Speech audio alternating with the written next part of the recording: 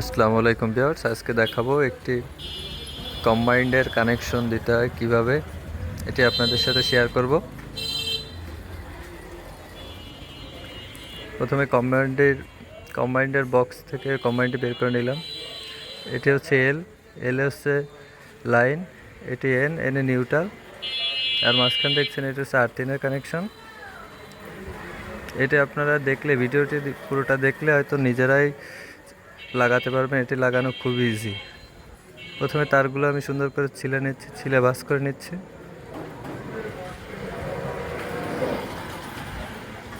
প্রথমে আমি এনে নিউট্রাল কালো তারটি লাগিয়ে দিচ্ছি। কালো তারটি খুব ভালো করে টাইট করে দিলাম।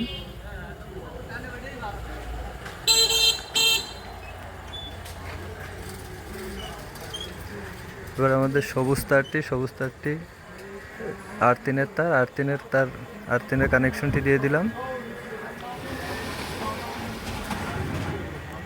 এবার এল এর যে লাল তারটি লাল তারটি এখানে কানেকশন করে দিলাম। এই আমাদের কানেকশনটি সম্পূর্ণ হয়ে গেল।